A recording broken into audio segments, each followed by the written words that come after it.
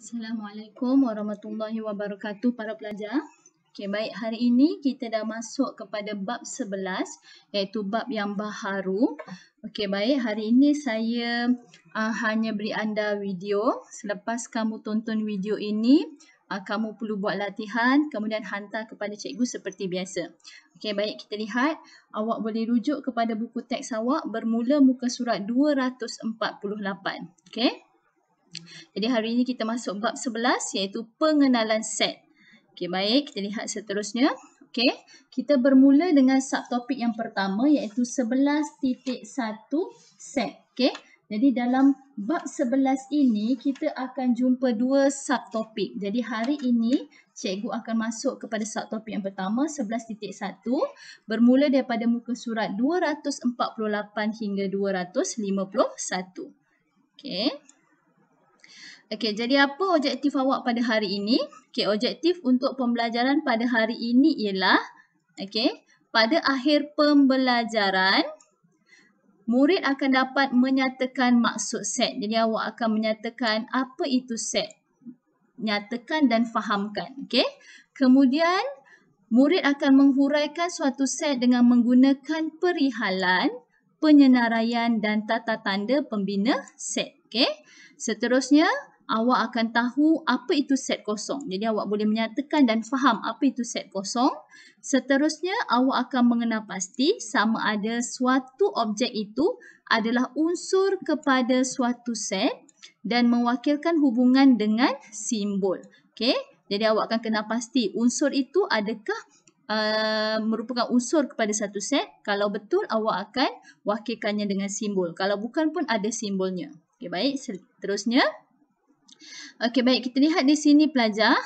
Okey, di sini saya rujuk kepada buku teks awak iaitu pada muka surat 248. Okey, diberi gambar, kita ada buku, kita ada beg plastik, kita ada Tupperware di sini, kotak, kemudian kita ada pemadam, bola, tin, minuman dan juga sarung tangan. Okey, apa yang dikatakan set? Set adalah objek yang mempunyai ciri-ciri sepunya yang tertentu yang akan dikelaskan dalam kumpulan yang sama.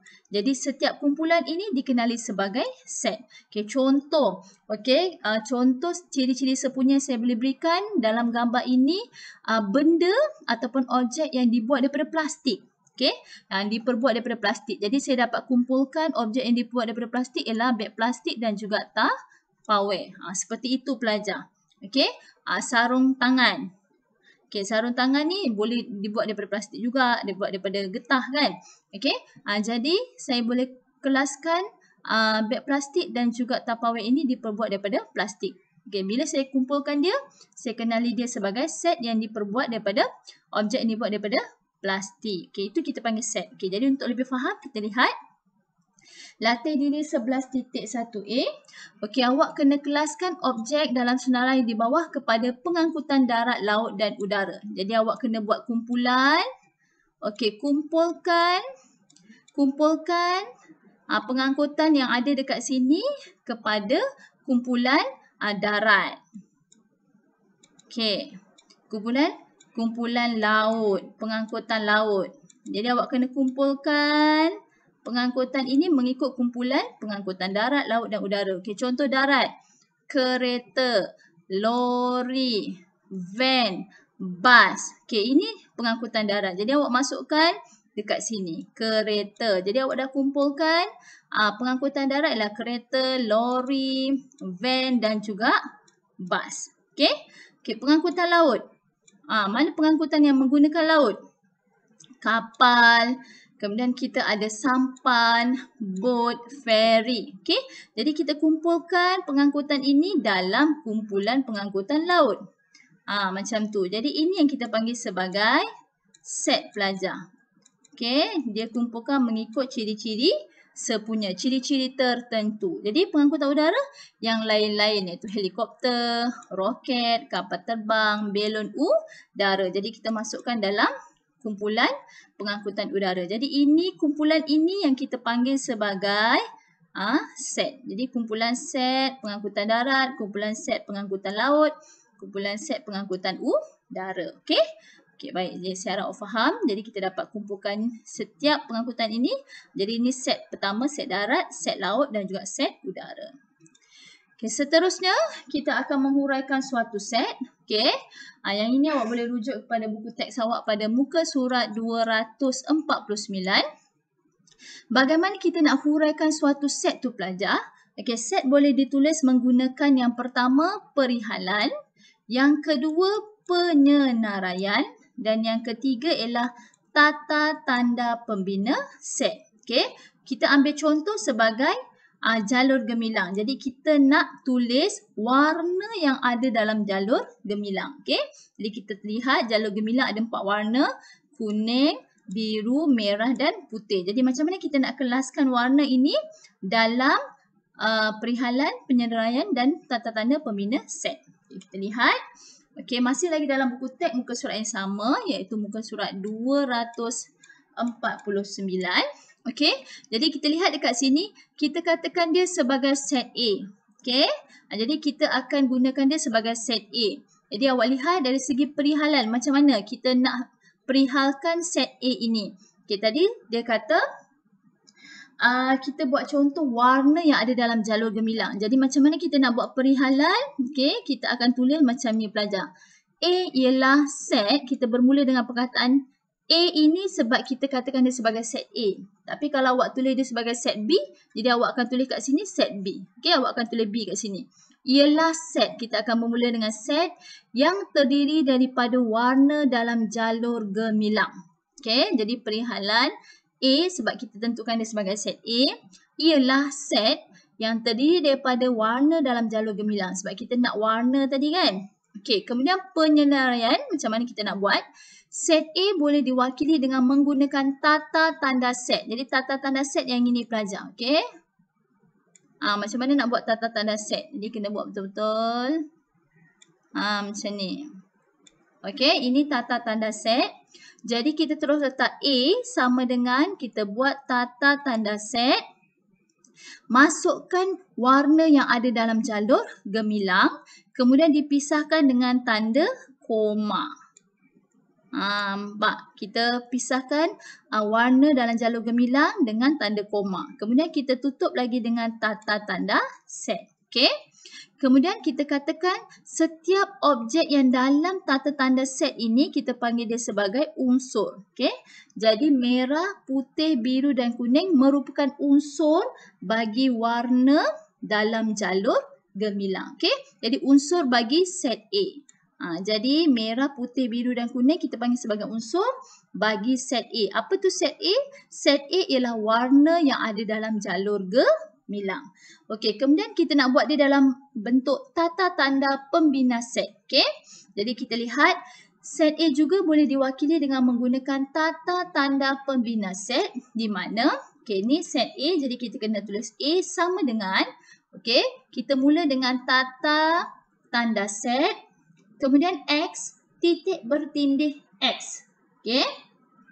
X titik bertindih. Jadi X tu apa? X ialah kita masukkan balik warna dalam jalur gemilang. Kemudian kita tutup dengan tata tanda set. Okey, jadi ini kita panggil sebagai tata tanda pembina set.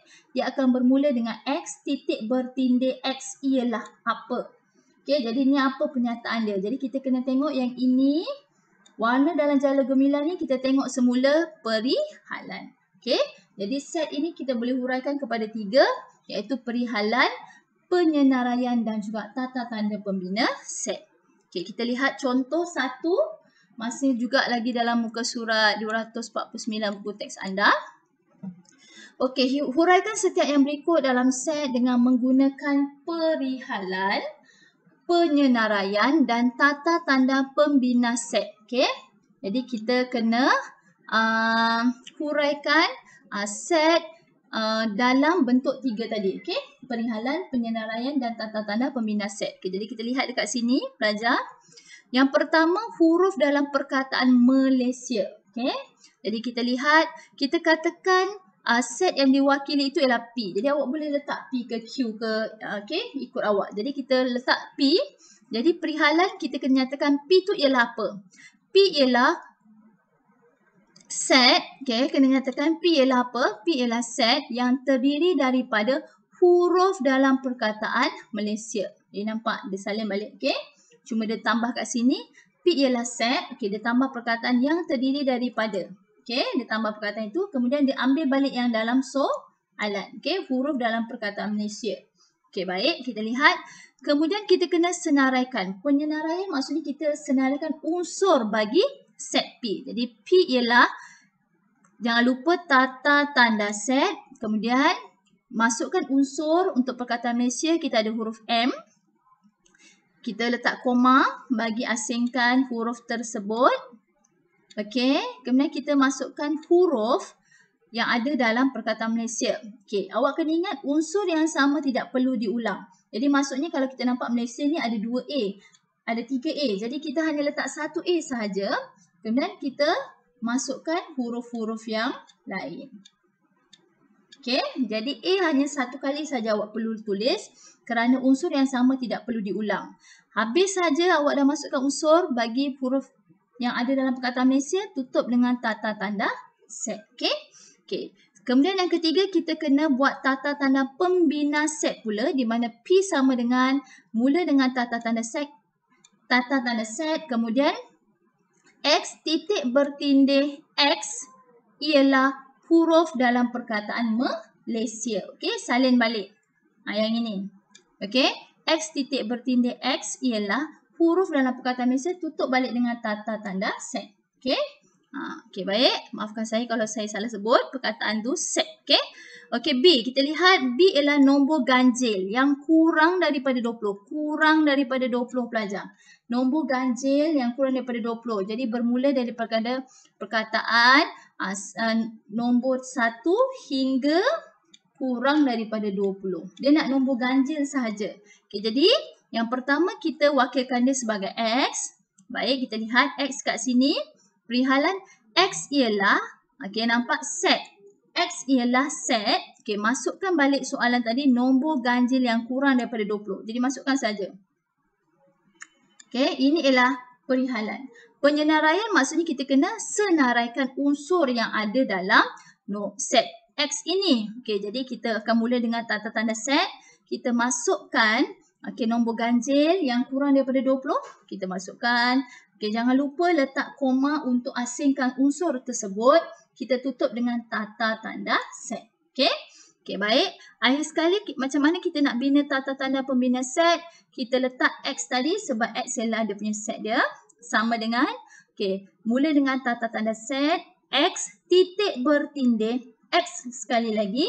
Lepas tu kita salin balik. Okey, ialah nombor ganjil dan X kurang daripada 20. Yang ini dalam tata tanda pembina set dia dah letakkan simbol kurang daripada. Okey, jadi simbol ini ialah simbol kurang daripada. Okey, sebab dalam perihalan dia masih dalam bentuk ayat. Perihalan dalam bentuk ayat, tapi bila dalam tata tanda pembina set dia akan jadi bentuk simbol. Okey, kemudian kita tutup dengan tata tanda set dekat sini. Okey, jadi ini ialah tata tanda pembina set pelajar. Okay, jadi saya harap awak boleh huraikan suatu set itu kepada perihalan, penyenaraian dan juga tata tanda pembina set. Okey, baik, kita lihat seterusnya. Okey, yang ini untuk kita kenal apa itu set kosong. Okey, awak boleh rujuk kepada buku teks awak muka surat 250. Okey, untuk kita kenali apa itu set kosong pelajar. Okey, contoh kalau kita lihat perbualan di sini, okey, pelajar perempuan yang bertudung ini dia bertanya kepada kawannya, okey, namakan bulan yang mempunyai 32 hari. Ada tak bulan yang mempunyai 32 hari?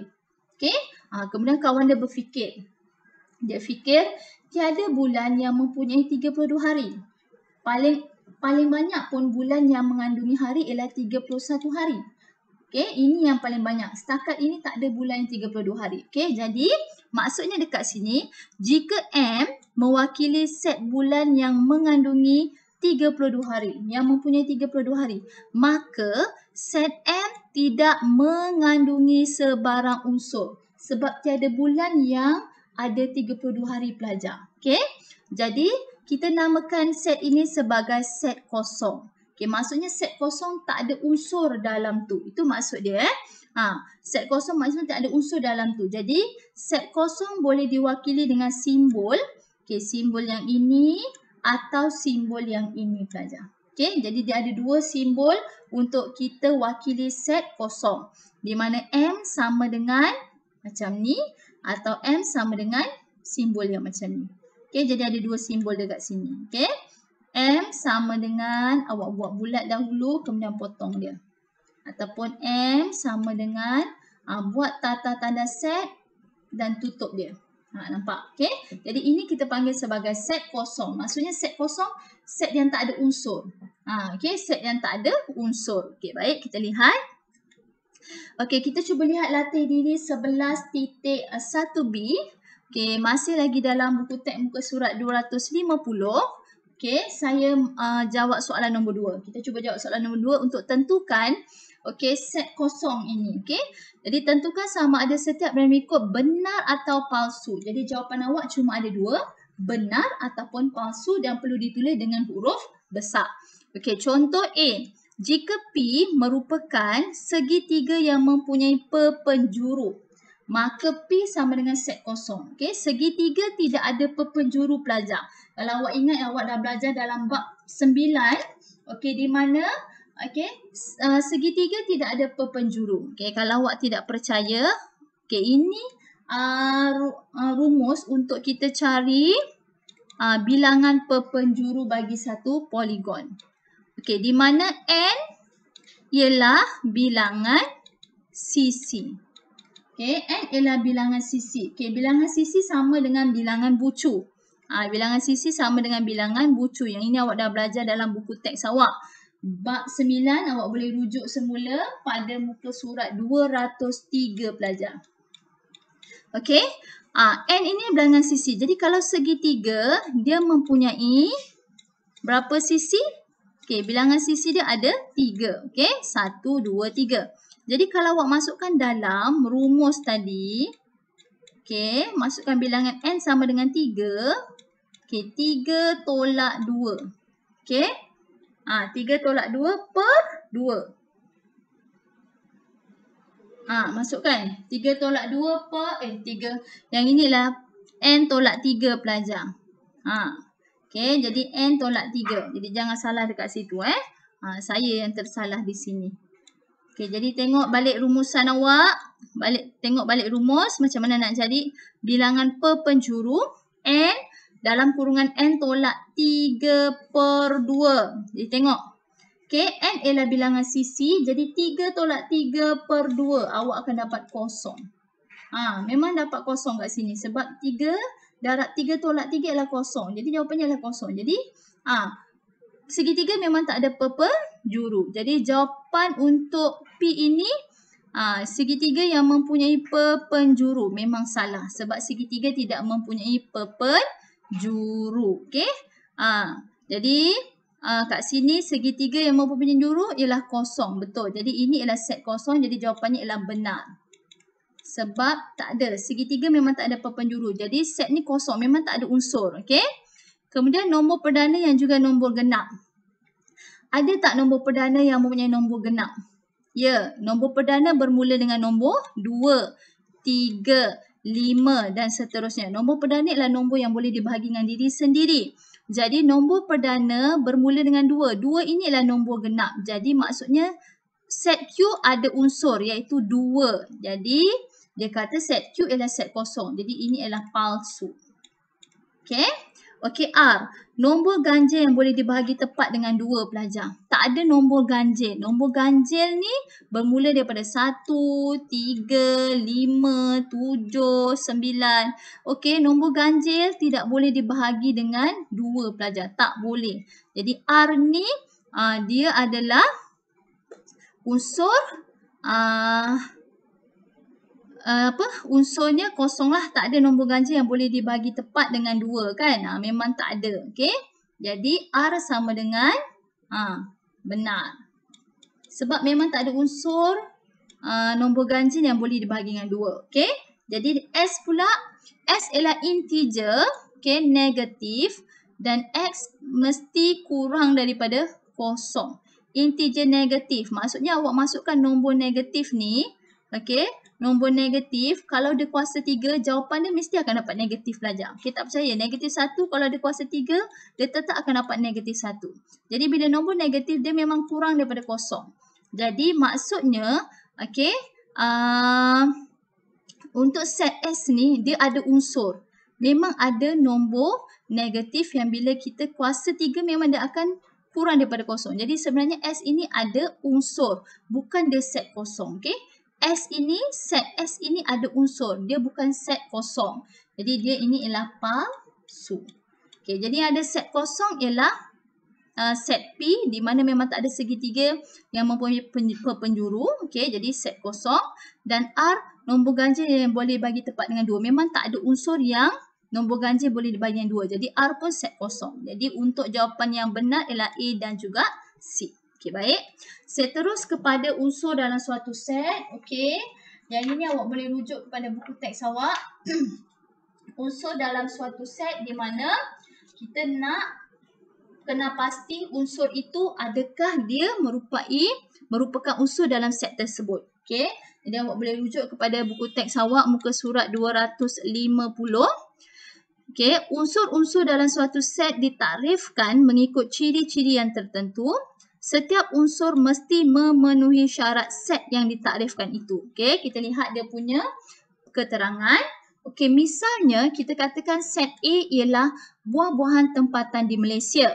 Okey, jadi durian merupakan buah-buahan tempatan. Jadi durian ialah unsur bagi set A. Jadi kita katakan simbol E digunakan untuk mewakili unsur bagi set itu. Okey, simbol E ni kita panggil sebagai apa? Kita panggil sebagai epsilon. Kita panggil dia sebagai epsilon pelajar. Okey. Jadi sebab A ni ialah buah-buahan tempatan, durian ialah buah-buahan tempatan. Jadi kita katakan durian ialah epsilon bagi A, iaitu unsur bagi set A. Manakala apple ialah bukan buah-buahan tempatan. Jadi kalau dia bukan unsur, kita guna simbol epsilon ni, kita pangkah dia dekat sini pelajar. Kita potong dia dekat sini. Jadi ini mewakili bukan unsur bagi set tersebut. Jadi kita tulis apple, epsilon bukan, okey. Jadi dia bukan unsur bagi set A, iaitu apple bukan buah-buahan tempatan. Okey, jadi kita cuba jawablah. Okey, kita lihat contoh 2 dalam buku teks awak muka surat 251. Okey, diberi P ialah X titik bertindak X ialah nombor perdana dan X mesti sama atau kurang daripada 0 dan sama atau kurang daripada 20. Okey, X ni kurang atau sama lebih daripada 0 pelajar. Okey, X kurang atau sama lebih atau sama dengan 0, lepas tu dia mesti kurang atau sama dengan 20. Tapi dia nombor perdana. Okey, nombor perdana ialah nombor yang boleh dibahagi dengan diri sendiri. Kita bermula dengan nombor 2. Okey, kita bermula dengan nombor 2, nombor perdana ni. 2, 3, okey. Kemudian 5 dan sebagainya. Okey, apa yang perlu kita buat? Kita kena lengkapkan setiap yang berikut. Adakah dia unsur bagi P ataupun dia bukan unsur bagi set P. Kita lihat yang pertama, kita kena senaraikan dahulu semua unsur bagi set P. Okay, P ialah nombor perdana yang sama ataupun lebih daripada 0 dan kurang daripada 20 ataupun sama dengan 20. Jadi kita lihat, kita buat dengan tata tanda set. Okay, 2, 3, 5, 7, 11, 13, 17, 19 tutup dengan tata tanda set. Okay, kemudian kita lihat 5, adakah dia unsur bagi P? Ya, dia unsur bagi P. Jadi awak buat sebutnya epsilon bagi P, okey. 8, adakah dia unsur bagi P? Tidak. Jadi awak buat simbolnya macam ni dan potong dia. Okey. 19, adakah dia unsur bagi P? Ya, betul. Jadi kita buat simbol epsilon ini, okey. Kemudian 1, adakah dia unsur bagi P? Tidak. Jadi epsilon kita potong dia di sini. Okey, jadi inilah cara untuk kita kena pasti unsur dalam suatu set. Maksudnya awak kena senaraikan dahulu unsur tersebut, kemudian barulah kena pasti dia pelajar. Okey, jadi kita lihat latih diri di sini 11.1c iaitu pada muka surat 251 kita buat A. Okey, diberi A sama dengan negeri-negeri di Malaysia. Lengkapkan setiap berikut dengan menggunakan simbol epsilon ataupun bukan epsilon. Okey, Johor. Adakah dia negeri di Malaysia? Ya. Jadi buat macam ni. Langkawi, adakah dia negeri di Malaysia? Bukan. Langkawi ni dia dalam negeri Kedah. Jadi pangkah macam ni kan. Okey. Putrajaya. Okey, Putrajaya negeri di Malaysia? Adakah Putrajaya negeri di Malaysia? Cikgu. Yalah cikgu, dia adalah negeri di Malaysia lah cikgu. Okey, jadi kita tengok adakah Putrajaya negeri di Malaysia? Bukan pelajar.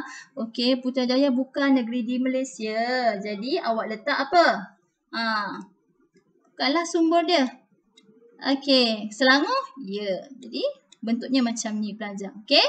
Jadi saya harap awak boleh faham macam mana kita nak buat simbol bagi unsur yang ada dalam set tersebut serta bukan unsur yang ada dalam set tersebut. Okey. Jadi sampai sini saja. Selepas ini awak akan buat latihan yang saya berikan. Kita jumpa lagi pada hari yang lain. Assalamualaikum warahmatullahi wabarakatuh. Bye.